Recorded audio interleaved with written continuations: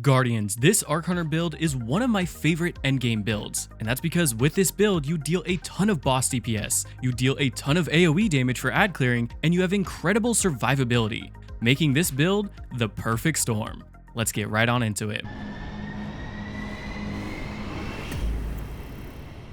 With Rite of the 9 right around the corner, I decided to feature this build. This Arc Hunter build uses the exotic chess piece Gifted Conviction. See, with this exotic, anytime you jolt nearby enemies, you gain stacking damage resistance. By jolting one target, you get resistance times 2, or 25%. By jolting 2 targets, you get times 3 resistance, and by applying jolt 3 times, you get a maximum of times 4 resistance, which is equivalent to 50% damage resistance. The beautiful thing is this also stacks with any other form of damage resistance, so that means accounting for being amplified, surrounded, mods, and stats, we can consistently have 81% damage resistance. The beautiful thing about this build is that it's so easy to proc this damage resistance. Stats, mods, and being surrounded will happen naturally. With amplified and our times 4 resistance, all we have to do is use our Ascension to jolt enemies to become amplified. Then throw in the fact that our grenade, melee, and weapon will also jolt targets, meaning that you can easily keep up this times 4 resist. So we've established that this build has incredible survivability, but that's only half of what you need in endgame builds. The other half of that is damage. Now, most builds either have really good ad clearing damage or boss damage,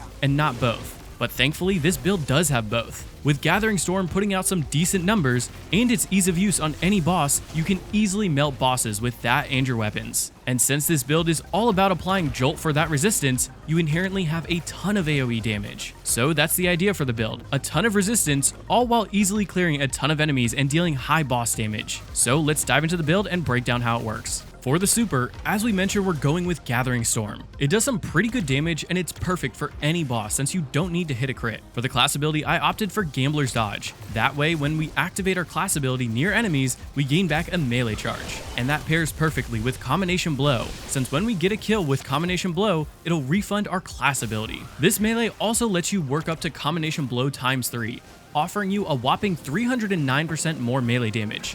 And you get health on kills, giving you an easy way to immediately gain back any health that you lose. And for that grenade, I opted for the Pulse Grenade, purely for its consistency.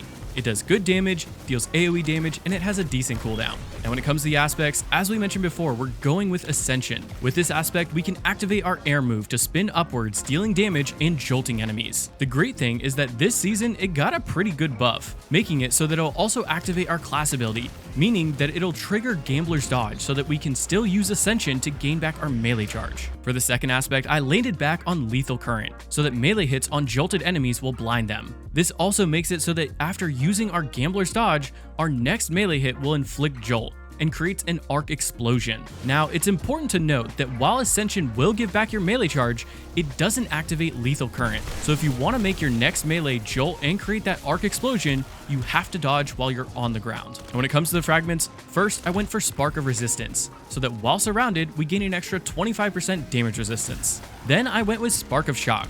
That way our grenade will jolt enemies, giving us another way to proc that resistance. Then I took Spark of Ions, so that defeating a jolted target or getting a kill with Bolt Charge will create an Ionic Trace. This will mainly feed back more grenade energy, but it also feeds into Bolt Charge because of our next fragment, Spark of Discharge. With this fragment, Ionic Traces will grant you Bolt Charge, but this also makes it so that arc weapon kills will progress a counter and eventually create an Ionic Trace. This is about 1 for every 3 kills on normal enemies, with elites and mini-bosses providing more progress for that counter. And for the last fragment slot, I opted for Spark of Frequency. That way, melee hits will increase your reload speed for a short time, but more importantly, all sources of Bolt Charge will grant another stack. So all of these Ionic Traces that you're creating will give 2 stacks instead of 1. And if you're enjoying the video, leaving a like and subscribing would be much appreciated. Alright, let's get right back to it.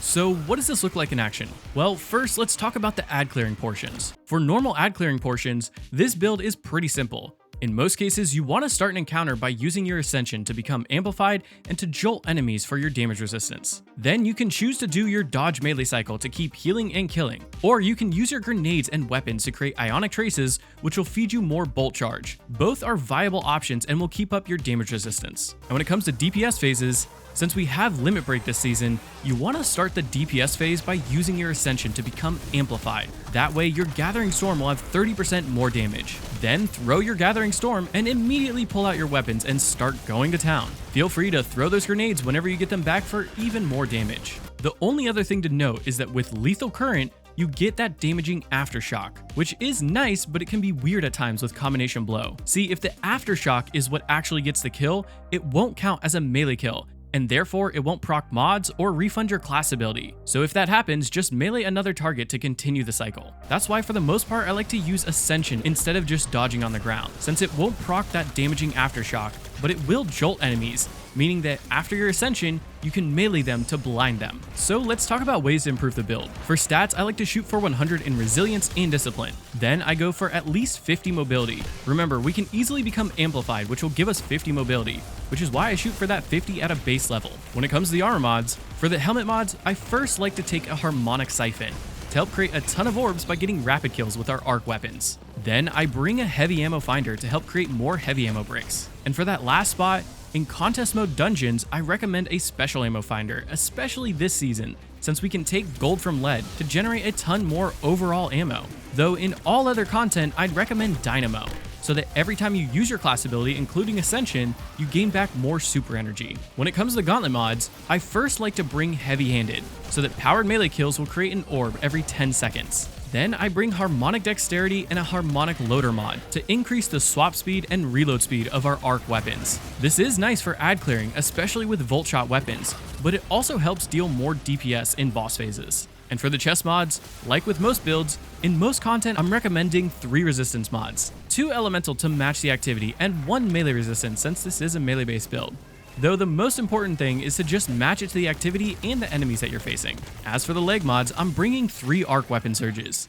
That way we can deal the most amount of damage possible with our arc primary and heavy weapon for both boss DPS phases and ad clearing sections. However, if you are struggling to heal in harder content, you can opt to drop one of these and take recuperation instead to gain a bump of health every time you pick up an orb. And when it comes to the class mods, I first bring Powerful Attraction. That way I can pick up any nearby orbs when we use our class ability. Then I bring 2 copies of Time Dilation, so that each armor charge will last for 18 seconds, meaning that at max stacks we can have 54 seconds of weapon surge to last through any DPS phase. And when it comes to the artifact, Flashover is the most important perk, offering your bolt charge another 150% damage. And of course we're opting for Limit Break, so that we can become amplified to give our super another 30% damage. And Defibrillating Blast is also really strong since it'll heal you when you discharge Bolt Charge. Plus, Bolt Charge will jolt enemies, offering another way to proc that resistance. Then I like to take Disruptor Spike to make jolted enemies deal 35% less damage. And since we jolt so many enemies,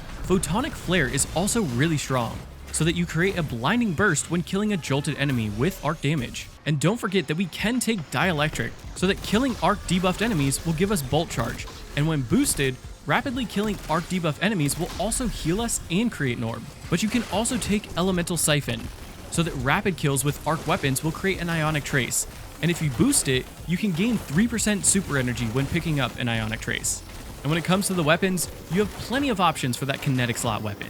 You mainly want to use this slot to fill any gaps that you might have. If you need more backup DPS damage when using a heavy like Anarchy, then you could opt for a fusion like Scatter Signal, which can roll with Envious Assassin and Controlled Burst. Or if you need more range, you can opt for Praetus Revenge, which can roll with Envious Arsenal and Bait and Switch. Otherwise, you can use this slot for stunning champions. Bringing a weapon like Tanisha's Mastery this season will give you the ability to stun all 3 champions, with Barrier Sidearms and Chill Clip to slow and freeze enemies. And when it comes to that energy slot, the main thing you want is a weapon with Volt Shot or Jolting feedback.